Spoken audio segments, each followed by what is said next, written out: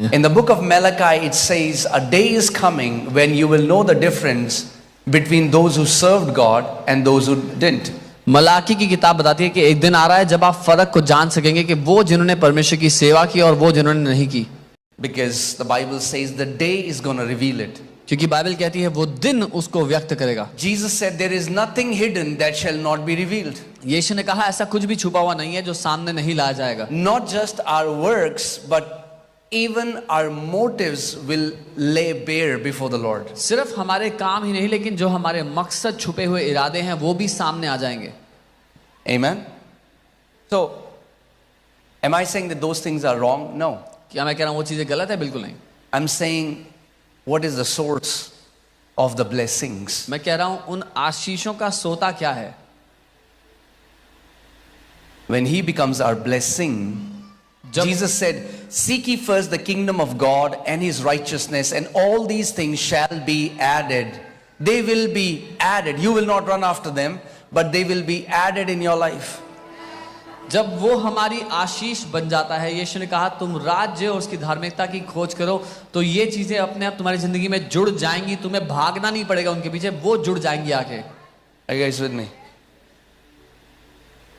I just want to share a little bit about how to be fruitful in life and what kingdom fruitfulness looks like, sounds like. मैं थोड़ा वचन से बताना चाहता हूँ कैसे जीवन में फलवंत होना है और राज्य में फलवंत होना कैसा नजर आता है, कैसा दिखाई देता है, इसके बारे में. To be fruitful in the kingdom might look different than to be fruitful in the world. राज्य में फलवंत होना दुनिया में फलवंत होने से बहुत अलग दिखाई देगा. Amen. Sometimes when we see the external, we see somebody living in a big house, driving a nice car, and we think this guy has made it in life. कई बार हम बाहर से देखते हैं और देखते हैं कोई बड़े घर में रह रहा है, कोई बड़ी गाड़ी चला रहा है, तो हमें लगता है कि वो जिंदगी में किसी मुकाम पर पहुंच गया है. Now, that can be, I want you to hear me carefully, okay? Do not be distracted. मैं चाहता हूं आप ध्यान से सुने ताकि आपका ध्यान ना भटके. That can be a manifestation of the blessing on a person's life. परमेश्वर की आशीष किसी व्यक्ति के जीवन पर है तो वो उसका सबूत हो सकते हैं. But a car and a house is not the blessing. It is the blessings which is produced by the blessing. लेकिन एक गाड़ी और घर स्वयं में आशीष नहीं है, वो आशीषें हैं या वो फल हैं जो उस आशीष की वजह से आती है. But that's not the real blessing. लेकिन वो असली आशीष नहीं है. That's the part of the blessings. वो आशीषों का हिस्सा है. Amen. Because if this does not happen, then this word would be a lie. But we know Jesus said, heaven and earth shall pass away, but even a dot, a tittle of my word will by no means pass away. क्योंकि अगर ऐसा नहीं होता तो ये शब्द, ये वचन एक झूठ है और यीशु ने कहा स्वर्ग और पृथ्वी तो टल जाएंगे लेकिन मेरे वचन का एक बिंदु भी नहीं टलेगा.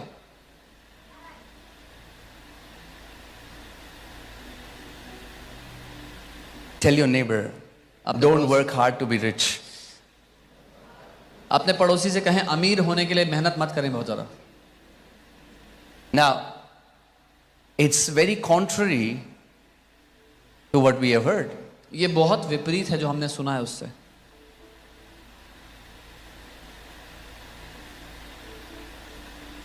There are people, their goal in life is that they want to be rich. ऐसे लोग हैं जिनकी जिंदगी में एक ही लक्ष्य है और वो है अमीर होना. And that's not being wise in God's sight. और परमेश्वर की दृष्टि में ये बुद्धिमानी नहीं है. But if you seek him and his kingdom first, लेकिन अगर आप पहले उसको और उसके राज्य को खोजोगे, all these things that the world goes crazy after shall be added in your life. तो ये सारी चीजें जिसके पीछे दुनिया पागल हो रही है, भाग रही है यहाँ वहाँ, वो आपकी जिंदगी में जुड़ जाएंगे आगे. Are you guys with me?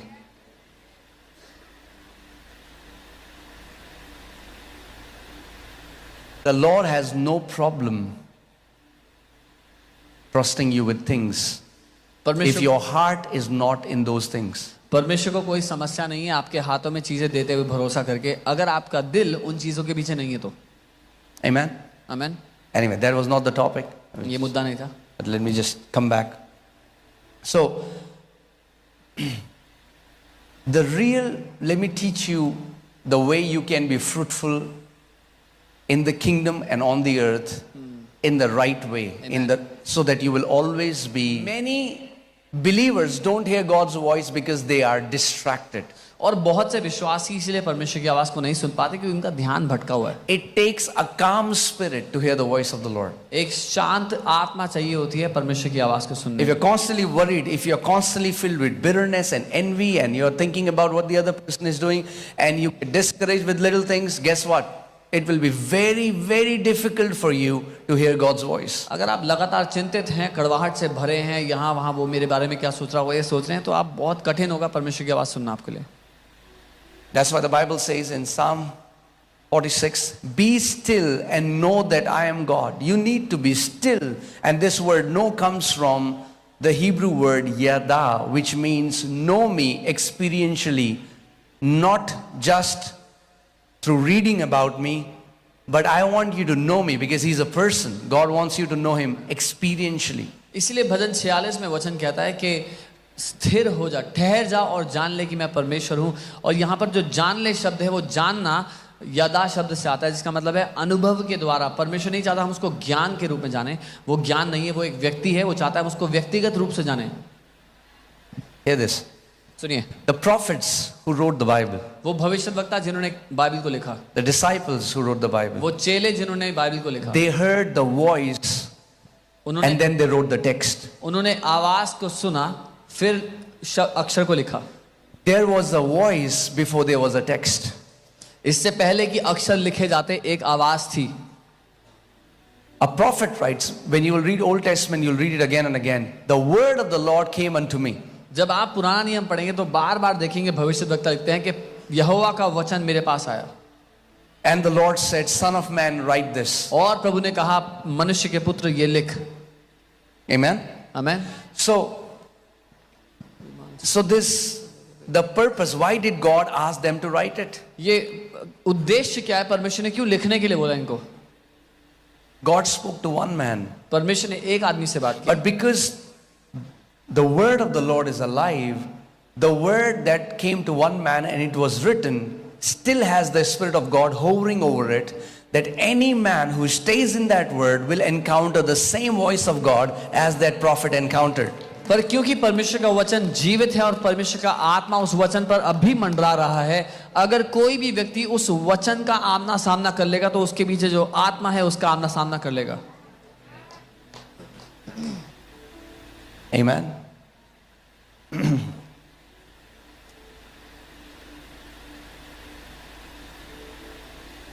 You have to build your capacity to hear God. आपको अपनी क्षमता को बढ़ाना है परमेश्वर को सुनने के लिए. Otherwise you can never reach where God wants you to. नहीं तो आप वहां नहीं पहुंच सकते जहां परमेश्वर चाहता है आप पहुंचो. There will be instructions that will be given to you on the way. रास्ते में आपको निर्देश दिए जाएंगे. And to the level of your obedience, you're going to see breakthrough in your life. और जिस हद तक आप आज्ञा मानेंगे, जिस हद तक उन निर्देशों को मानेंगे, उस हद तक अपने जीवन में आप महान कामों को होते Okay, let's see Deuteronomy chapter 28. व्यवस्था विवरण 28 देखते हैं. I'll read verses 1 and 2. मैं 1 और 2 पढ़ूंगा उसका. Okay.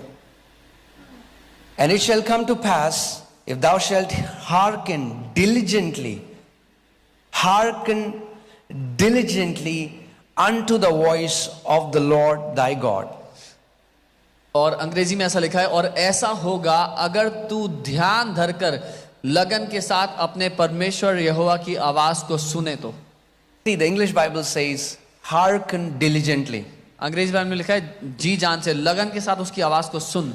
See, because majority they don't understand this. क्योंकि They always go to God and ask for things. क्योंकि ज्यादातर मसीह नहीं समझते, वो परमेश्वर के पास जाके चीजें मांगते हैं. They all their life is asking about thing. Give me a job, give me, and that's not wrong. But please understand my heart. You need a word. उनकी पूरी जिंदगी चीजें मांगने के लिए, मुझे नौकरी दे दो, मुझे ये दे दो, वो गलत नहीं है, लेकिन मेरी बात सुनो, आपको वचन चाहिए परमेश्वर से, उसकी आवाज. You need a word. The day you will receive the word of the Lord, you will be distinguished from others. आपको परमेश्वर का वचन चाहिए. जिस दिन आपको वचन मिल गया, आप भीड़ से अलग हो जाएंगे. Abraham is with his father.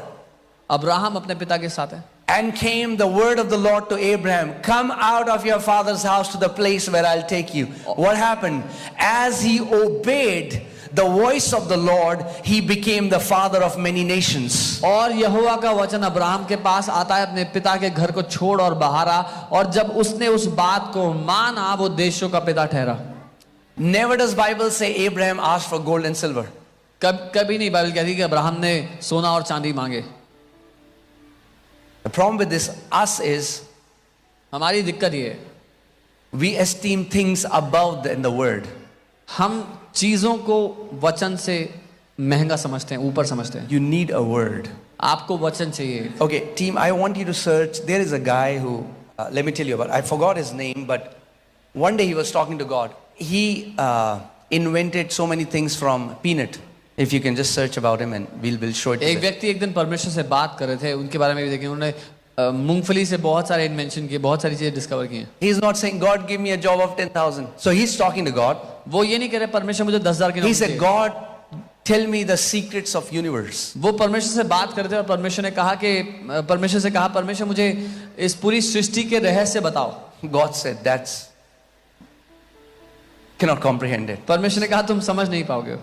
And he said, okay, tell me the secret about this earth. उसने कहा ठीक है, पृथ्वी के सीक्रेट रहस्य बताओ. God said, no, it's beyond your capacity. परमेश्वर ने कहा तुम्हारी क्षमता से बाहर है वो समझना. So he asked this and that for everything. God said, it's beyond this. तो उसने ये पूछा वो पूछा, प्रभु ने सबके लिए कहा कि तुम्हारी समझ से बाहर है. Then he saw a peanut lying on the ground. फिर उसको जमीन पर मूंगफली पड़े नजर He I. said, God, can you tell me the mystery of this peanut? उसने कहा प्रभु इस मूंगफली का रहस्य बता दो. God said, that's good. I'm going to tell you the secret of peanut. उसने कहा ये ठीक है, मैं मूंगफली का रहस्य बता देता हूँ. Do we have how many? Okay, so, yeah, this is George Washington Carver. He made 300 products from peanuts. George Washington Carver, इन्होंने 300 प्रोडक्ट बनाए मूंगफली से. Why? क्यों? Because he got the word of the Lord. क्योंकि उनको प्रभु का वचन मिल गया. You need wisdom. आपको बुद्धि चाहिए. Wisdom doesn't seek for gold and silver. बुद्धि सोना चांदी को Gold and ढूंढती. silver seek for wisdom. सोना चांदी बुद्धि को ढूंढते हैं. Wisdom seeks for the word. बुद्धि वचन को ढूंढती है. Are you guys with me? मेरे साथ हैं.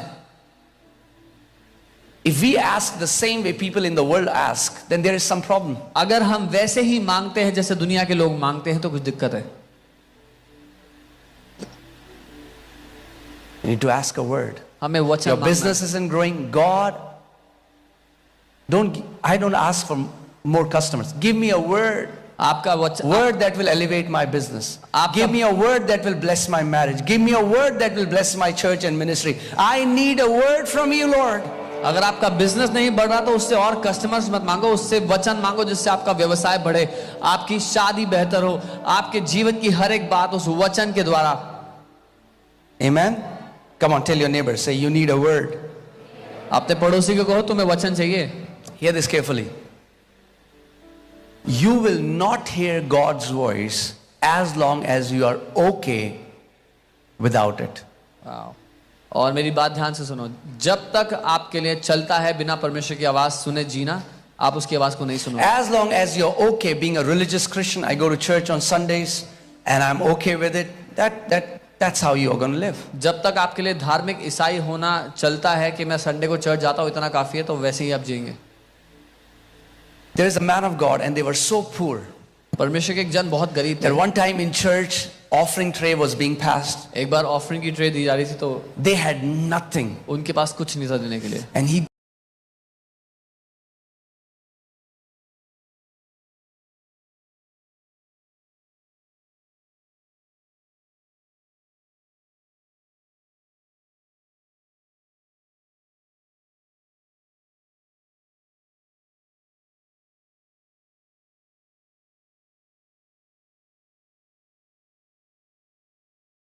eventually God puts it in your hand. जिनके पास दिल है देने के लिए परमेश्वर के हाथ में रख देता है. Amen. Coming back to the story. कहानी पे वापस. So he didn't like it that I could not do anything. So he was wearing a suit. He plugged his button and he said, Lord, I don't know what else to give. He put the button there. और उन्होंने अपने suit का button उखाड़ करके बोला प्रभु और तो कुछ नहीं देने के लिए, वो सूट का बटन दे दिया. Amen. Now, sometimes when I tell these stories, the next offering is filled with buttons. कई बार जब मैं कहानियां बताता हूं तो अगली ऑफरिंग में बटन भरे होते हैं.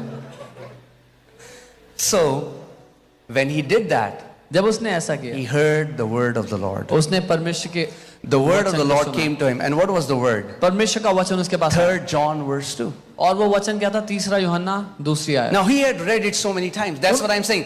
When Rhema comes, it's very different from Logos. उन्होंने बहुत बार पढ़ी थी वो आयत, लेकिन मैं क्या कह रहा हूँ, जब रेमा वचन आता है तो वो बहुत अलग होता है लिखित वचन से. When Rhema comes, the breath of God is there in that scripture. It will be different from every day else when you are reading it. जब रेमा वचन आता है तो परमेश्वर की सांस उस पर होती है और बहुत अलग होता है रोज के उसको पढ़ने से.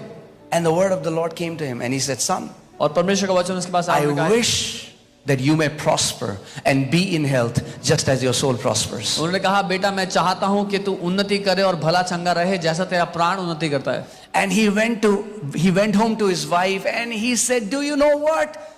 God desires our prosperity. और वो घर गए अपनी पत्नी से कहने लगे, तुम्हें पता है क्या, परमेश्वर चाहता है हम अमीर हो, हम समृद्ध हो. Did God give him $1 million? No. क्या परमेश्वर ने $1 मिलियन दिया उनको? नहीं. What did God give him? क्या दिया परमेश्वर ने?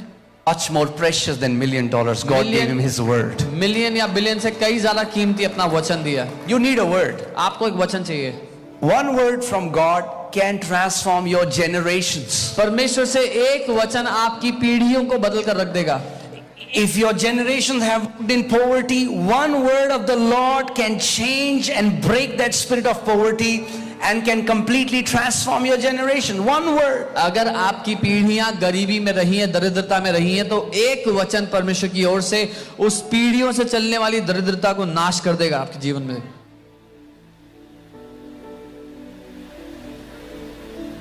The unwise seek things, the wise seek the word. जो बुद्धिहीन है वो चीजों को ढूंढते हैं, चीजों के पीछे भागते हैं. जो बुद्धिमान है वो वचन के पीछे Please don't भागते हैं. misunderstand me. It's nothing wrong with that. Okay? उसमें गलत नहीं है. There's मुझे nothing गलत wrong in asking a job from God. Yes, please do परमेश्वर that. से नौकरी मांगना गलत नहीं है, करें. Nothing wrong in going to God and putting your desire. I want a house. Nothing wrong with that. But what I'm saying is, you have to become a man or a woman who treasures the word of God above everything else. परमेश्वर से घर मांगना गलत नहीं है, करें. लेकिन मैं ये कह रहा हूं, आपको वो व्यक्ति बनना है जो वचन को कीमती जानता है हर एक चीज से बढ़कर. When you open the Bible and when you read the Bible, जब आप बाइबल खोल के पढ़ते हैं, what is your wanted goal? to. He had a heart but had no money. वो देना चाहते थे, उनका दिल था लेकिन पैसा नहीं था. Usually what happens is those who have heart don't have money, and those who have money don't have heart. अधिकतर क्या होता है, जिनके पास दिल होता है उनके पास पैसा नहीं होता, जिनके पास पैसा होता है उनके पास दिल नहीं होता. Is that true? आप है कि नहीं? उम्मीद के मुताबिक पाएंगे. But not in this church. पर इस चर्च में ऐसा नहीं है. Father, I want a word from you. Amen. And that's why I'm reading your word. Those who लेकिन have अगर आप heart, बाइबल को खोलते हैं, कहते हैं, पिता मुझे आपसे वचन चाहिए, इसीलिए मैं वचन पढ़ रहा हूँ. speak to me. मुझसे बात करें. Me and my wife, we were buried in debts. One scripture, Ephesians 1:3, not only brought us out of debts, but we are today living a blessed life. Why? Because once you get one Rhema word, that is for you and for your generations for life. मैं और मेरी पत्नी कर्जों में डूबे हुए थे. एक वचन इफिसियों 1:3 ने हमें ना केवल कर्जों से बाहर निकाल दिया, आज हम आशीषित जीवन जी रहे हैं, क्योंकि एक वचन आपको और आपकी पीढ़ियों को बदल देगा. Should I tell you the power of Rhema word? मैं आपको रेमा शब्द की ताकत बताऊं. Okay. So, disciples are in the boat. The boat is tossing with the wind. चेले नाव में थे और नाव उलट रही थी. The Bible says there was a great tempest. Bible कहती है बड़ी आंधी थी. And Jesus comes walking on water. और यीशु पानी पे चलते हुए आ रहे हैं. And Peter says, if it's you, bid me to come. पतरस कहता है, अगर आप ही हैं प्रभु तो मुझे भी कहे मैं भी आऊं. Jesus said, come. यीशु ने कहा आ जाओ. What was the Rhema word? क्या था रेमा शब्द? Come. आ जाओ. Come. आ जाओ. That's it. इतना ही. No mystery. कोई रहस्य नहीं. Come. आ जाओ. One word from the mouth of the Savior, and it carried the power that the water underneath Peter's legs became cement and he started to walk on water just by one word, come. That's it. उस उद्धारक के मुंह से निकले एक शब्द में इतनी ताकत थी कि पतरस के पांव के नीचे जो पानी था वो जमीन की तरह हो गया और पतरस उस पर चलने लग गया, बस आ जाओ कहने से. But do you know that many Christians have drowned and lost their lives because they tried to be like Peter? और जानते हैं बहुत से मसीह लोग डूब गए पानी में क्योंकि वो पतरस की नकल कर रहे थे. Because it was a specific word to Peter, come. क्योंकि वो एक सटीक शब्द पतरस को दिया गया था, पीटर So को दिया people गया था. thought when the revivals happened in Indonesia, I mean, like people walked on water. I was with a team from Indonesia, and when the revivals happened, God gave a rhema word to people. When there were no bridges, there were 8 people. They had to go and minister in a village. There's river. The river is, you cannot walk on it, but God said, go. Indonesia में जब revival आया वहां पर लोग पानी पर चले. मैं अभी एक टीम के साथ था, वहां पर ब्रिज नहीं था, नदी थी और परमेश्वर ने कहा जाओ, तो वो पानी पर चलकर गए. One time I was sitting in Kolkata airport, and the Lord asked me a question. He said, son, how does faith come? How does faith come? एक बार मैं कोलकाता एयरपोर्ट पे बैठा था, परमेश्वर ने पूछा बेटा विश्वास कैसे आता है. I said, it comes by hearing. मैंने कहा सुनने से. He said, that's right. उन्होंने कहा ठीक है. That means if you have not heard it, you don't have faith for it. इसका मतलब अगर तुमने सुना नहीं है तो तुम्हें विश्वास नहीं है उस काम के लिए.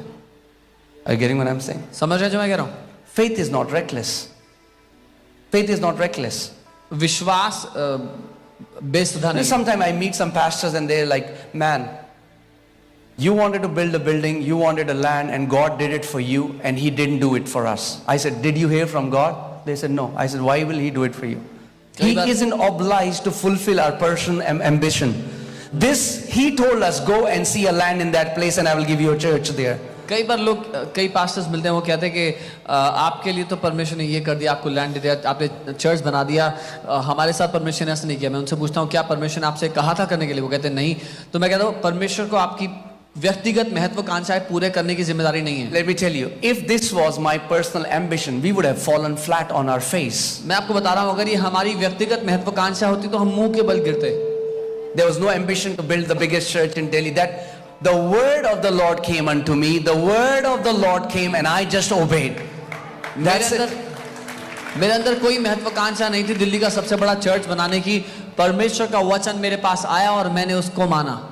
Amen. So I'm giving you the secret. The secret is listen and obey. Switch off your reasoning. Listen and obey. मैं आपको सीक्रेट बता रहा हूँ. सीक्रेट है सुने और करें, अपनी तर्क वितर्क बंद करके. Listen and obey. सुने और करें. Amen. But to listen God, because He is not flesh and blood, He is a spirit. You have to be in spirit. लेकिन परमेश्वर को सुनने के लिए, क्योंकि वो लहू और मांस में नहीं है, वो आत्मा है, तो आपको आत्मा में होना पड़ेगा उसको सुनने के लिए. Apostle John says, I was in the spirit on the Lord's day, and then he started to hear a voice behind him. Apostle John कहते हैं मैं प्रभु के दिन आत्मा में था और वो अपने पीछे से एक आवाज को सुनने लगे. फिर When you walk in the spirit, you will hear God easily. जब आप आत्मा में चलेंगे आप आसानी से परमेश्वर को सुनेंगे. I pray God will release that grace today, that your spiritual ears will be tuned to His voice. मैं प्रार्थना करता हूँ कि आप उस अनुग्रह को पाएं कि आपके आत्मिक कान उसको सुनने के लिए ट्यून्ड हो. Amen. If our ears are tuned, you will hear Him. अगर हमारे कान उस पर लगे हैं तो आप उसको सुनेंगे. And when you hear Him, और जब आप उसको सुनेंगे, don't let your reasoning stop you. तो अपने तर्क वितर्क को आपको रोकने मत देना. There is a young man came to me one time and said, Pastor, can you pray for me? एक जवान लड़का मेरे पास आया, कहता पास्टर मेरे लिए प्रार्थना. I had no idea what's happening in his family. मुझे नहीं पता था उसके I परिवार में just क्या. heard the Lord say so clearly, tell him to come out of his father's house and I will bless him.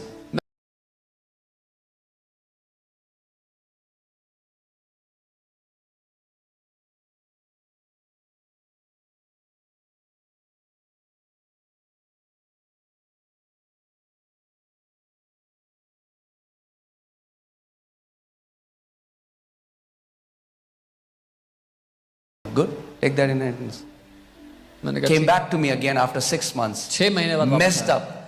हालत खराब. Family dispute, police case, so much is happening. Again I prayed. Again the Lord's word came. Tell him to come out of his father's house and I will bless him. 6 महीने बाद वापस आता है, फिर घर में कलेश मचा हुआ है, पुलिस का केस हो रखा है, और फिर कहता है प्रभु का फिर वही वचन आता है।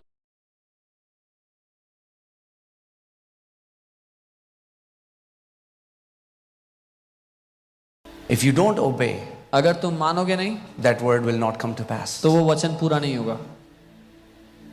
Let's go back to that scripture. हम वापस चलते हैं सारे। If you hearken, that means you honor. You honor. Okay. अगर तुम ध्यान से सुनो, उसका आदर करो। Imagine there is an elder or somebody whom you honor. He's seated on that side of the table. On a dining table, there are many people, and he's talking very slowly. कल्पना कीजिए आप एक खाने की table पे बैठे हैं और एक वृद्ध व्यक्ति हैं जो टेबल के बिल्कुल उस छोर पे बैठे हैं और वो बहुत धीरे बात कर रहे हैं, धीमे बात कर रहे हैं। Now, because you honor him, you don't want to miss what he's saying. क्योंकि आप उनका आदर करते हैं, आप जो वो कह रहे हैं उसको गंवाना नहीं चाहते। So you hearken. You are trying to hear carefully what he's saying. You're not like this. तो आप कोशिश कर रहे हैं बहुत ध्यान धर कर सुनने की वो क्या कह रहे हैं, आप ऐसे नहीं बैठे हुए। That's the same thing with hearing God's voice. परमेश्वर की आवाज को सुनने के साथ भी ऐसा ही है। Now, I'm not saying you sit in a place. Some people say, God, talk to me. मैं नहीं कह रहा हूँ कि आप एक जगह बैठे, कई लोग कहते हैं प्रभु मुझसे बात करो, ऐसे बैठ जाते हैं। God doesn't talk to you. मेरे बेटे. That's not how God talks. He talks through His word. परमेश्वर इस तरह से बात नहीं करता, वो अपने वचन के द्वारा बात I करता mean, like, He does talk audibly as well. है। वो सुनाई देने वाली आवाज से बात But- करता है। You should have spiritual maturity to discern it, because many people have gone into error seeking voices. Never seek a voice. The voice is behind the word. Come on, tell your neighbor. Say, the voice is behind the word. आवाज वचन के पीछे, अपने पड़ोसी को आवाज वचन के पीछे है। Don't seek, okay, guys, a caution, okay, so that you ध्यान not दीजिए। go into error. Don't seek a voice without the word. बिना वचन की आवाज को मत ढूंढे। When it comes from the word, you will be in the safe ground. जब वो वचन के द्वारा आएगी, आप सुरक्षित भूमि पर हैं। Safe ground. सुरक्षित भूमि। One time I met a guy, मैं एक बार एक आदमी से and मिला, he said, Pastor, one time the Holy Spirit told me, उसने I was कहा, going home in a bus, उसने कहा पास्टर मैं एक बस में घर जा रहा था and Holy Spirit said, get down of bus. और पवित्र आत्मा ने कहा उतर जाओ बस से, So I got down. तो मैं उतर गया And I'm excited to hear what will happen. There's और something मैं exciting. उत्साहित हो गया। मैंने कहा अब क्या हुआ, फिर उसके बाद I क्या said, हुआ, then what happened? क्या हुआ बताओ। He said, nothing, I walked home. उसने कहा कुछ नहीं, मैं पैदल चल के घर गया। There is a guy used to go to a church, एक व्यक्ति एक चर्च जाया करता था, and he used to say that I don't brush my teeth until Holy Spirit tells me to brush the teeth. और वो कहता था कि मैं अपने दांत ब्रश नहीं करता जब तक पवित्र आत्मा मुझसे ना कहे। मैंने प्रभु को इतना साफ ही Now- कहते सुना कि इससे कहो कि अपने पिता के घर से बाहर आ जाए और मैं उसको आशीष दूंगा। I told him, मैंने उससे कहा this is what the Lord says. ये प्रभु कह रहा है। He said, yeah, Pastor, but you don't understand. उसने कहा हाँ पास्टर, लेकिन आप नहीं समझते। If I come out of my father's house, I'm not going to get any inheritance. अगर अपने पिता के घर से बाहर आ गए तो कोई विरासत नहीं मिलेगी मुझे। Like, If you want to change the world, if you want to make a real impact, if you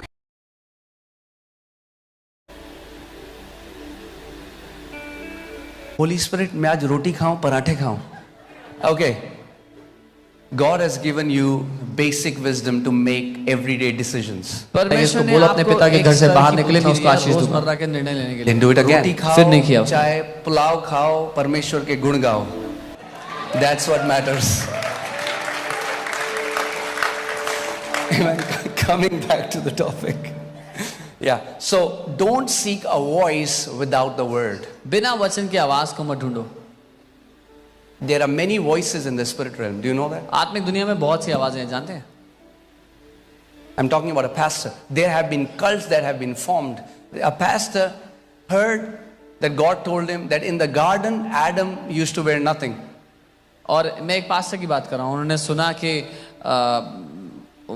उन्होंने आवाज सुनी कि परमेश्वर कह रहा है कि आदम कुछ नहीं पहनता था आदम की वाटिका में। And after Jesus came, he restored us back to the garden. So this, we shouldn't wear clothes. And they started a cult like that. Every cult was made when people sought an experience without the word. हर एक cult ऐसे बनता है जब लोग आवाज ढूंढते हैं बिना वचन के। Amen. Anything you sense, hear, see a dream, see a vision, never keep it above the written word. Our greatest authority is the written word of God. कभी भी अगर आप कोई दर्शन देखते हैं, कोई स्वप्न देखते हैं, कुछ भी है, उसको कभी भी लिखित वचन से ऊपर मत रखें. हमारे लिए वचन सबसे बड़ा अधिकार रखता है. Amen? Amen. You know, when the first time there was a guy who was telling me about Jesus, जब पहली बार जो व्यक्ति मुझे यीशु के बारे में and बताया, I went to a house church first Sunday, मैं एक हाउस चर्च में गया पहले Sunday, and the pastor was preaching about the love of God. और वो पास्टर परमेश्वर के प्रेम के बारे में And I सिखा said, God, you have never told me that you love me. मैंने कहा परमेश्वर आपने मुझे कभी नहीं बताया कि आप मुझसे I प्यार used to करते get a 4 in the morning, हैं. मैं सुबह 4 बजे उठता था, do whatever I had to do जो कुछ करना होता when I था, was not saved, और जब मैंने उधार नहीं पाया था, running after gurus. मैं गुरुओं के पीछे भाग रहा था. And I was like, I got desperate and I was kind of offended. I said, God, I have sought you all my life. And these people say that you love them, but you never told me that you और मैं love me. परमेश्वर से नाराज हो गया. मैंने कहा प्रभु मैंने जिंदगी भर आपको ढूंढा है, ये लोग कह रहे हैं आप उनसे प्यार करते हैं, आपने मुझसे कभी नहीं कहा आप मुझसे प्यार करते हैं. And after that service, I went home, I went on the roof, looked towards the sky, and I said, I was very desperate. I said, God, do you love me? And if you do, tell me how much. और मैं बहुत व्याकुल था. उस सभा के बाद मैं घर गया, मैं छत पे गया, मैंने कहा प्रभु अगर आप मुझसे प्यार करते तो बताओ कितना करते हो. Nothing happened. कुछ नहीं So हुआ. I came back to my room. वापस कमरे And as में I was just sitting on the chair, जब मैं- I just heard this voice. And it said, read Jeremiah 31:3. और जब मैं आके बैठा अपने कमरे में तो मैंने इस आवाज को सुना. उसने कहा यिर्मयाह 31:3 को पढ़. Jeremiah 31:3 says, the Lord has appeared of old unto me, saying, yes, I have loved you with an everlasting love, and with my tender kindness I have drawn you towards me. What was God doing? See, where did the voice take me to? His word. परमेश्वर ने यहाँ पे कहा कि हाँ मैंने तुझसे अनंत के प्रेम से प्रेम किया, अपनी बड़ी करुणा से अपनी ओर बुलाया. परमेश्वर मुझे अपने वचन की ओर ले जा रहा था. Now, and sometimes I think about this. God could have just told me, I love you, son, and that would have been enough. कई बार मैं इसके बारे में सोचता हूँ, परमेश्वर मुझसे ये कहता कि मैं तुझसे प्यार करता हूँ बेटा, और वो काफी होता मेरे लिए. Right? But what did he do? लेकिन उसने क्या किया? He took me to the word, वो मुझे वचन में ले गया. written word. लिखित वचन. He wanted to tell me वो मुझे बताना चाहता था that no matter what my question is, the answer is in the word of God. कि मेरा सवाल कुछ भी क्यों ना हो, उसका उत्तर परमेश्वर के वचन में है. Whatever crisis, if you are going through a crisis right now, अगर आप किसी परेशानी से गुजर रहे हैं right now, इस समय, your answer is here. उत्तर यहाँ पे है. Here. Can you put Proverbs 4:22? But there is a finding to do. Come on, tell your neighbor, there is a finding to do. नीति वचन 4:22 अपने पड़ोसी को कहे ढूंढना पड़ेगा. Don't do this, okay? Oh, Jesus, talk to me. Jesus, talk to me, Jesus. Okay? ऐसा मत करें.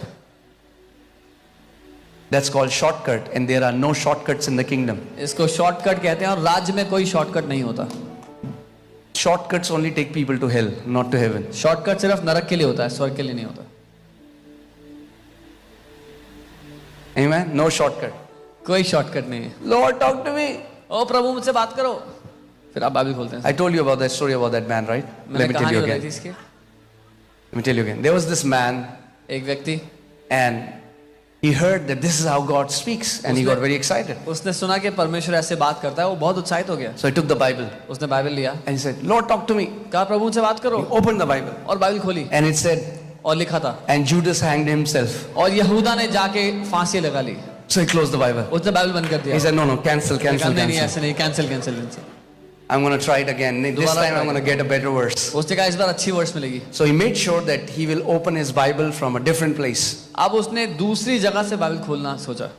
And then he opened the Bible. फिर बाइबल खोली And it says, और लिखा था, now you do likewise. अब तू भी ऐसा ही कर. Okay, so don't do that. ऐसा मत.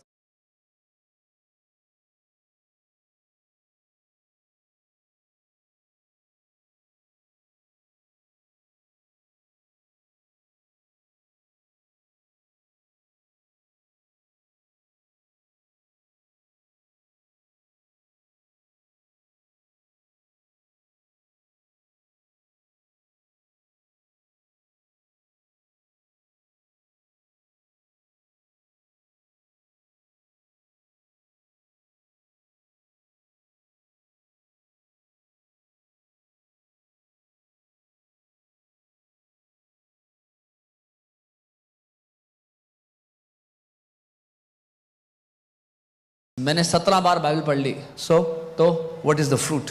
फल क्या है उसका? What fruit are you? What is the evidence of fruit? It's not about how many times you've read the Bible. Don't be a Pharisee. सबूत क्या है कि आपने 17 बार बाइबल पढ़ी? तो एक फरीसी मत बने। What is the life that you are producing? क्या जीवन को आप पैदा कर रहे हैं उसके बाद? We don't have any points because of this. कोई खास That's point how नहीं है। Pharisees used to take their, I fast 3 times a day, I do this, I do that, I do this. फरीसी इसके द्वारा ही अपने आप को बढ़िया बताया करते थे कि मैं 3 बार उपवास करता हूँ, हफ्ते में ये करता हूँ, वो करता हूँ। Are you guys with me? Yeah? So, we don't read the Bible as a discipline. हम बाइबल को अनुशासन की तरह नहीं पढ़ते। I'm like, yes, we do. I'm sorry. हाँ, अनुशासन के लिए पढ़ते हैं There's nothing wrong in discipline. और उसमें कुछ गलत नहीं We है need अनुशासन। discipline. But what I'm saying is, when you read the Bible, लेकिन जब आप बाइबल पढ़ते हो, the intent is we want to hear from God. उद्देश्य ये है कि हम परमेश्वर को सुनना चाहते हैं, God, उससे सुनना चाहते speak to me. हैं। परमेश्वर मुझसे बात कर। God, speak to me. परमेश्वर I'm मुझसे reading बात your कर। word because behind these, see, this is just a simple paper. There's nothing sacred about this paper. Do you know that? An ink. Some people do this. ये जो कागज है इसके बारे में कुछ पवित्र नहीं है अपने आप से। It's not the paper that is holy. ये कागज पवित्र नहीं है। It's not the leather cover that is holy. जो लेदर का कवर है वो It पवित्र is the नहीं है। word that is written in these papers. वो जो वचन है उसमें वो है। Amen? Amen. So God doesn't, this is not the honor that we honor give. तो ये आदर करने का तरीका नहीं है कि उसको हम ऐसे छू That's दें। not how God takes honor. परमेश्वर ऐसे आदर नहीं लेता। If you really honor His word, He says, my son, attend to my words. That's how you honor the Bible. अगर आप सच में उसका आदर करना चाहते हैं, परमेश्वर कहता है मेरे बेटे मेरे वचन को ध्यान धरकर सुन। ऐसे आदर होता है उसके वचन का। Amen? So let's go back to that scripture. We have not even finished one scripture till now. Okay. हमने एक वचन- Deuteronomy 28. व्यवस्था विवरण 28। And it shall come to pass. Say, it shall come to pass. और Who's saying ऐसा this? होगा। Who's कौन saying कह this? रहा है? Come on, talk to me. Who's saying this? कौन कह When रहा है? God says it shall come.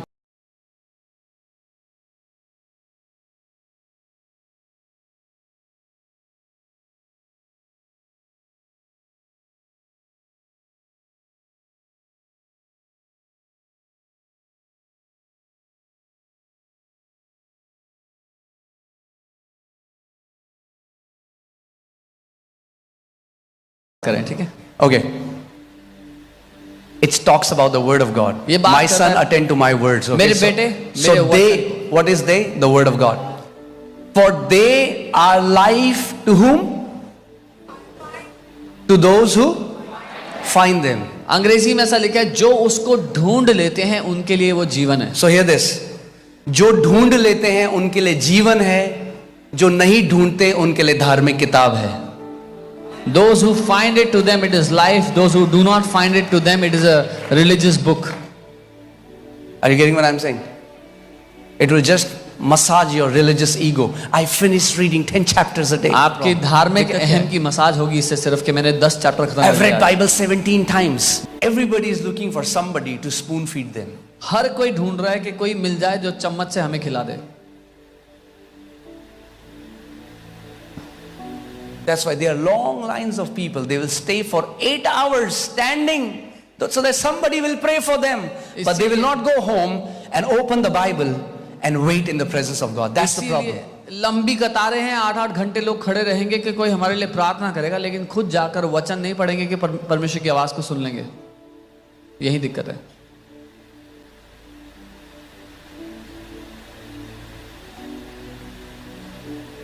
We want somebody else to do the hard work. हम चाहते हैं कोई और मेहनत करे हमारे लिए। No. He's your God. वो आपका परमेश्वर है। You have to build a personal relationship with Him. आपको अपना व्यक्तिगत रिश्ता उसके You साथ have to banana grow in intimacy with Him. होगा। आपको उसके साथ गहरे रिश्ते You में have to wait in His presence until He gives you a word for you and your family. आपको उसकी उपस्थिति में आकर ठहरना पड़ेगा जब तक वो आपको आपके और आपके परिवार के लिए वचन ना दे दे। Amen. And He can give you a word through through the written Bible, through the written scripture. He और- can give you, the word can come in a dream. The word can also come through a preacher who is preaching the word. और वो लिखित वचन के द्वारा आपसे बात कर सकता है, स्वप्न के द्वारा, या किसी प्रचारक जब प्रचार कर रहा है तो उसके द्वारा If बात your ears are open, अगर आपके कान खुले हैं. you know, recently, day before yesterday, I was in Nagaland and Dr. Pata was preaching and he was sharing this testimony of this woman who lost her job, had nothing, had no money. परसों मैं नागालैंड में था, वहां पर doctor पट्टा एक महिला की कहानी बता रहे थे जिसकी नौकरी चली गई थी, उसके पास कोई पैसा कुछ नहीं था. Last few $100s she had, and she was a single mother, had to feed her family. आखिरी के कुछ $100 पड़े थे और वो अकेली माँ है, उनको अपने बच्चों को खिलाना था. She wanted a word. She went to her pastor and उनको- said, I don't know what I should do. उनको वचन चाहिए था. वो पास्टर के पास गई और कहा मुझे नहीं पता मुझे क्या करना चाहिए. She said, I just have $300-400 left. बोला $300-400 बचे हैं मेरे पास. And now the word is coming for her. अब वचन उसके लिए आ रहा है. And the word came, और वचन आया, take that $300-400. वो $300-400 लो. First he said, give a tithe from that. पहले उसका दशमांश दो. Wow. Now many people will get bitter at that. अब बहुत से लोग यहीं पे They'll think कड़वाहट pastor पड़ is जाएंगे. to pass, then it shall come to pass. अगर परमेश्वर कह रहा है ऐसा होगा तो ऐसा ही होगा. And it shall come to pass, और ऐसा होगा if thou shalt hearken diligently unto the voice of take the that Lord money. thy God, अगर तू the जी remaining जान money, से go अपने and buy परमेश्वर all प्रभु the की आवाज को ingredients, सुनेगा, take to observe and to do all his commandments which I command thee this day, that the Lord thy God will set thee on high above all nations of the earth, and all these blessings shall come upon thee and overtake thee if thou shalt hearken unto the voice of the Lord thy God. ध्यान धरकर देखने के लिए, उसको पूरा करने के लिए वो आज्ञाएं जो आज मैं तुझे देता हूं, तो तेरा प्रभु और तेरा परमेश्वर तुझे सारी जातियों से ऊपर रख देगा, और ये सारी आशीषें तुझ पर आ जाएंगी, तुझ पर हावी हो जाएंगी जब तू अपने प्रभु परमेश्वर की आवाज को सुनेगा. ठीक जैसे यीशु ने पतरस से कहा, You know what is the problem with the body of Christ right now? मसीह की देह की दिक्कत. Are you guys with me? मेरे साथ हैं. She just obeyed. उन्होंने ऐसा ही किया. उस See, महिला ने. obedience plays such a major role. निर्देश को मानना बहुत महत्वपूर्ण हिस्सा. The problem with many believers is their heads are big, but they don't obey. ज्यादातर मसीहों की ये दिक्कत है, उनके सर बहुत बड़े हैं इसलिए वो मान नहीं पाते जो परमेश्वर कहता है.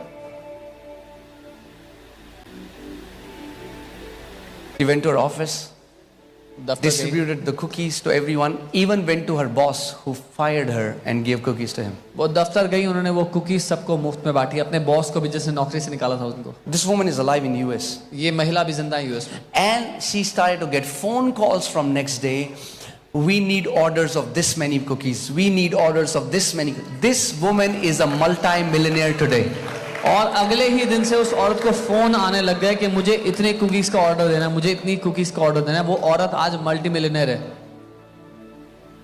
All you need is a word from the Lord. आपको जो कुछ चाहिए वो एक वचन ही है परमेश्वर की ओर से. But the problem is, बस दिक्कत है, many times when the word comes, it comes in such simple packaging that you ignore it. अधिकतर बार जब वचन आता है तो वो इतना साधारण दिखता है कि आप उसको नजरअंदाज कर देते हो. Because we want the word to come in a flashy way. क्योंकि हम चाहते हैं कि वचन आए कुछ धमाकेदार सा. Like an angel comes in your room blowing the trumpet. Pa, pa, pa, pa. स्वर्गदूत आए घर में तुरही बजाते. Thus says the Lord God Almighty. देखो यहोवा की ये वाणी है.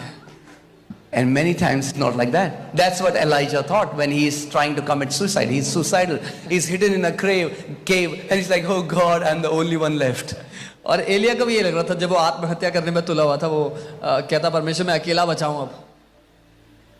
And then the Bible says fire came and God was not in it. और बाइबल कहती है आग आई और परमेश्वर उसमें नहीं था. Then earthquake came and God was not फिर in it. भूकंप आया उसमें भी परमेश्वर नहीं था. Whirlwind came and God was not in it. बवंडर आया उसमें भी परमेश्वर नहीं था. And then came the still small voice and God was in it. और फिर एक धीमी आवाज आई और परमेश्वर उसमें था. Are you guys with me? मेरे साथ हैं. We have to become people who honor the word. And when you read the Bible every day, what is your intention? Your intention, if our intention is कि मैं इतने